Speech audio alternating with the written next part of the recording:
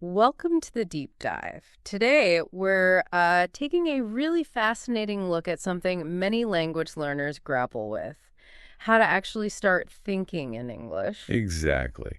We're diving into the journey of a learner named Anna using the experiences you shared with us. Her story really maps out that path from, getting stuck constantly translating in her head to finding real fluency and confidence. And this is definitely for you, the learner, whether you're prepping for a big meeting, trying to get up to speed in your field, or maybe you're just curious about how language learning actually works on the inside. Mhm. We've pulled out the key insights from Anna's story. The practical stuff, the mindset shifts, aiming for takeaways you can, well, actually use without getting lost in theory. Right. The mission here is to distill those valuable lessons that can help anyone wanting to think and speak English more naturally. We're focusing on, actionable steps. Okay, so where does it begin for Anna? It starts with this really crucial moment of realization, doesn't it? It does. She basically hits a point where she knows just translating isn't cutting it anymore. She wants more. Yeah, she wants to think in English, not just process everything through her native language first. Yeah. It's like wanting direct access, cutting out the middleman. That's a huge shift. And what's great is how she reacted. It wasn't about some massive, expensive course immediately. It was simpler. Much simpler. Whispering things in English, sticking labels on furniture, even chatting with her cat Milo. Which sounds maybe a bit silly, but it highlights that just start idea, right? Do something. Absolutely. These small actions, they start building those initial pathways in the brain, like tiny seeds for thinking directly in English in everyday situations. Labeling a table just starts that process. Then she steps it up with a voice recorder, which must have been, well, revealing hearing yourself back. Oh, definitely. And creating her own English mind mission. She listed concrete things: self-talk, watching TV shows first with subtitles, then bravely without. Listening to music, describing what she saw on walks, and importantly, celebrating the small wins. That feels crucial for staying motivated. It really is. That positive reinforcement, even for understanding a single line in a song, helps solidify the learning. It's brain chemistry, basically. You acknowledge the win, you strengthen the connection. I like how structured she was about it, though. The Hmm. voice recorder gives that immediate feedback, makes it real, and the mission breaks down a huge goal into, well, manageable chunks. Yeah, makes it feel less like climbing a mountain and more like taking achievable steps. And then comes that little breakthrough moment, the aha while cooking. Right. Oh, no, not again. Just reacting instantly in English. No conscious translation step. That must have felt amazing, like proof that it was starting to work, that the direct line was opening up. It's a huge sign. It shows the shift from deliberate, effortful English to something more automatic, more intuitive. Those small, consistent efforts were paying off. Okay, so she's laid the groundwork. Now, how does she actively cultivate that voice in the head, that internal English monologue? Well, there's this moment with an email she receives in English. Instead of translating it, thinking of a reply in her native language and then translating that back into English. Which is what many of us do initially. Exactly.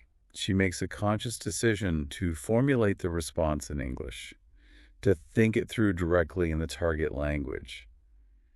That's hard work initially. But necessary to build that muscle. Precisely. And then she starts noticing her internal chatter, just, random thoughts while walking in the park, starting to happen in English. Sort of bubbling up on their own. Yeah, almost subconsciously. It shows the language is integrating more deeply, becoming part of her internal landscape, not just a tool for talking to others. She even talks about creating a new voice or a new me in English. That's quite profound how language can link to identity. It is. It's just learning a language isn't just about words and grammar. It can feel like developing a new facet of who you are. This new voice might represent a different way of seeing things or expressing yourself. And when she advises her colleague, Lucas, she keeps it simple. Just describe everyday things in English. You don't need complex thoughts to start. It's great advice because it makes it accessible. Start small. Describe your coffee cup, your commute. It anchors the language in the real world and builds that foundation for the inner voice. Okay, let's talk about the English bubble. I love that term. Creating this mental immersion space, even if you're not physically in an English-speaking country. It's a fantastic metaphor, isn't it? Intentionally making English the dominant soundscape in your mind. It forces your brain to engage constantly. And her methods are so practical. Changing her phone's language setting, easy win. Following English accounts on social media, listening to podcasts. Even if she didn't understand everything at first with the podcasts, that passive exposure is still valuable. It gets your ear attuned. These are things anyone can do, really. Weaving English into the everyday digital fabric. Exactly. It's about creating your own little ecosystem, some active engagement, some passive immersion. It all contributes to strengthening that bubble. And that experience she had watching a movie without subtitles, focusing on the feeling, the context, not translating word for word, that sounds like a level up moment. Huge. It's moving from analyzing language piece by piece to understanding it more holistically, intuitively, like how you process your native language. You grasp the meaning, the emotion. And the payoff, being able to calmly present a report in English at work. The bubble provided a kind of mental buffer. Precisely. That immersion reduces the mental effort needed when you have to perform in English. You're already sort of in the language, so it feels less daunting, more natural, confidence booster. Right, which brings us neatly to mistakes. Every learner makes them. Anna's moment on that video call forgetting the word moderate. So relatable. Oh, completely. That freezing moment, the blank space where the word should be, especially when people are watching, it's a universal learner anxiety. But the key thing is how she shifted her thinking about it. Her coach helped her see mistakes not as failures, but as teachers. Exactly.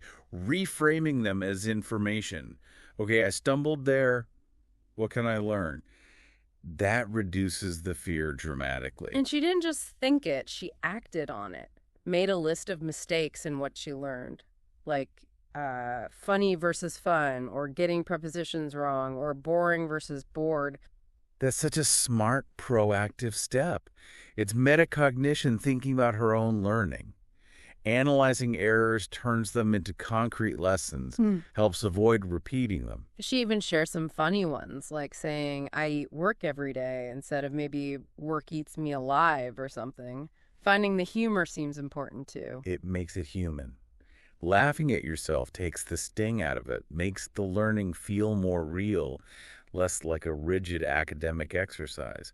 It lowers the pressure. So she moved from trying desperately not to make mistakes to accepting them as part of the process, finding herself in the mess of learning, as she put it. And that acceptance is liberating. It allows you to take more risks, to try things out, which is essential for actually improving. You can't learn if you're too afraid to speak. Okay, let's shift to confidence. She felt nervous about a big project in English, naturally, but then she had that internal pep talk. I can, I will. That self-affirmation is powerful. It's about managing that internal critic, shifting from doubt to belief in your own capability. It primes you for success. And when she did successfully present her idea in that meeting, despite the nerves, that success becomes evidence. It feeds back into her confidence. See, I was nervous, but I did it. Each success builds on the last. Then came the bigger test. A live presentation to an international client. High stakes. Definitely outside her comfort zone. And notice her preparation scripting, recording herself, practicing over and over. Yeah. Preparation is key when the pressure's on. Absolutely. It manages the anxiety and helps ensure you can deliver. But the core realization for her was that confidence isn't about achieving perfection. Right. It wasn't about never stumbling. It was about trusting herself to try and to keep going, even if it wasn't flawless. Exactly. It's the willingness to try, to persevere, despite the imperfections. That's a much more sustainable and realistic definition of confidence for a learner. Okay, consistency.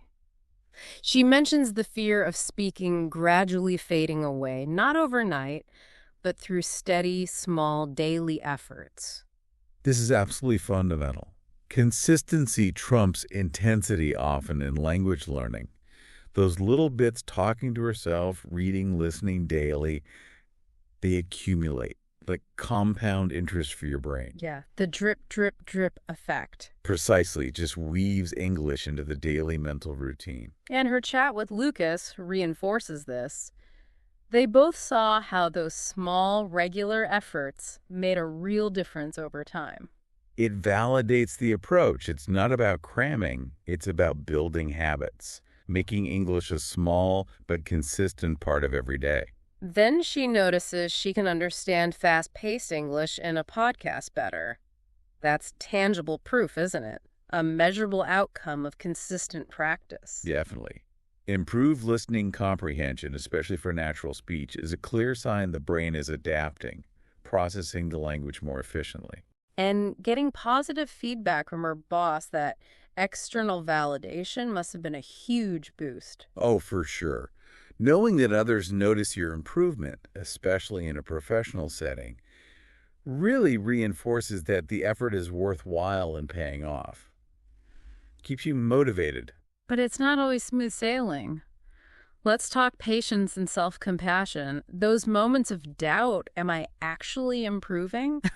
Everyone feels that sometimes. Absolutely.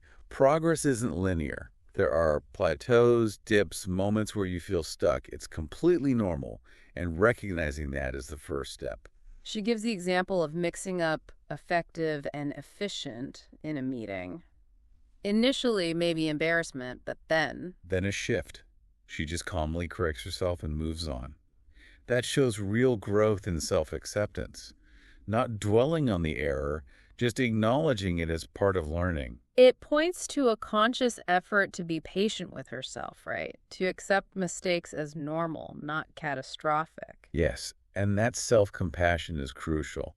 Treating yourself with the same kindness and understanding you'd offer a friend who is learning, it creates a much healthier internal environment for learning. Learning requires that kindness towards yourself. That's a big takeaway. It really is. It's a personal journey, often challenging, and being your own ally rather than your own harshest critic makes all the difference for sticking with it. And that ties into focusing on progress, not perfection. She talks about feeling a weight lift when she made that shift. The pressure of perfection is immense and, frankly, unattainable in language learning. Focusing on improvement, on the journey itself, is so much more motivating and, well, enjoyable. Her conversation with Carlos, keep going, enjoy the process, reflects that healthier mindset. Yeah, it's about seeing it as an ongoing journey, finding satisfaction in the learning itself, not just chasing some final perfect state. And she experiences the results. A presentation flows better, vocabulary comes more easily, even if she still has to pause sometimes. That's progress. Exactly. It's observable improvement. Maybe not perfect, but undeniably better. And recognizing that progress is key. Which leads to that lovely realization, I am exactly where I need to be. Such a powerful moment of self-acceptance on the journey. It signifies peace with the process, understanding that every stage has value, and her current level is perfectly okay as she continues to grow. It removes so much anxiety. Okay, pushing boundaries. Stepping outside the comfort zone, deciding to attend that international conference in English, even though it felt intimidating. That's a big step. confronting the fear head on. Because as she realizes, real growth often happens right at the edge of, or just beyond, what feels comfortable. And the experience was positive, speaking, connecting with people from different countries. That must have been incredibly validating. Immensely. It's real world proof. My English works. I can connect with people. That kind of experience fuels confidence like nothing else. It reinforces that truth. Growth doesn't happen when we stay in our comfort zones. Applies to so much, but especially language. It really does. You need to stretch yourself, encounter new situations, new accents, new challenges to keep improving significantly. Even joining a speaking workshop with another learner boosted her confidence. Shows the power of shared practice. Right, practicing in a supportive space where everyone's learning reduces the pressure and builds confidence through shared experience and mutual encouragement. So the big lesson, embracing that discomfort, knowing it's scary but necessary for significant growth, and expanding what you're capable of. Yes, reframing scary as opportunity for growth. It's a powerful mindset shift. Now self-expression. This feels like a really mature stage in her journey, shifting focus from just correctness to actually using English to express her authentic self. It's a crucial transition, moving beyond language as just rules to language as a tool for sharing your unique ideas, personality, perspective, communication over perfection. And the feedback she got that her ideas came to life because her communication was clearer really underscores this point. Absolutely. Authentic, clear expression connects with people far more than technically perfect, but maybe sterile language. It's about making your message land. Feeling that sense of belonging in social settings, speaking English without constantly monitoring herself for errors, that sounds like real freedom. It is. It means the language has become a comfortable vehicle for connection, not a source of anxiety. It's about being present in the conversation, not just in your own head checking grammar. Understanding language as a bridge to connect, to share who you really are, that human element. That's the heart of it, isn't it? Right. Language facilitates connection. Prioritizing authentic expression unlocks that potential fully. Okay, wrapping up her mindset, embracing the ongoing journey, seeing mistakes as stepping stones, celebrating the small wins, that feels sustainable. It's all about resilience and maintaining motivation long term. Reframing challenges, acknowledging progress keeps the engine running. Her advice to Rachel, persevere, enjoy the process, shows how much her own perspective has evolved. Yeah, she's internalized those lessons and can now share them. It shows a deep understanding of the journey's ups and downs. Realizing that learning is this continuous path of resilience, but also self-discovery. It changes you. It does. You learn about the language, but you also learn a lot about yourself, your patience, your determination, how you handle challenges. It's transformative. And that final thought sums it up. The journey is as important as the destination. Beautifully put. The growth, the insights, the experiences along the way, they hold just as much value, maybe more, than reaching some imagined endpoint of fluency. Looking ahead, she sees reaching a certain level not as an end, but a new beginning. Endless possibilities. That's a growth mindset. Totally. Not, okay, I'm done, but okay, what's next? How can I keep growing? It keeps the journey alive and exciting. So she decides to push further, attend an international language exchange event, actively seeking more challenge. That proactive drive is key. Putting yourself in situations requiring spontaneous real-world communication, that's where you really solidify skills and boost confidence. And actually talking with native speakers, feeling that sense of accomplishment, powerful reinforcement. Hugely powerful. It validates all the effort and shows her she can operate effectively in authentic interactions. It inspires her to keep going. It reinforces that language learning is about courage, engagement, building those connections. It's active, not passive. Exactly. It's not just about studying books, it's about bravely stepping into conversations, connecting with people, using the language for its real purpose. Taking on new challenges like business English courses, recognizing the unknown is where growth happens. She keeps pushing. That willingness to embrace the unknown, to tackle specific new areas, it shows a real commitment to lifelong learning and continuous improvement. And her final realization feels like the perfect capstone. Every challenge is a new opportunity to grow. I embrace it because that's where the real growth happens. That truly captures it, shifting from fearing challenges to welcoming them as the very source of progress. It's an incredibly empowering perspective for any learner. So, wrapping up this deep dive into Anna's story, the key takeaways really stand out, don't they? Take those first small steps. Actively build that English inner voice. Create that immersive English bubble. See mistakes as your teachers, not failures.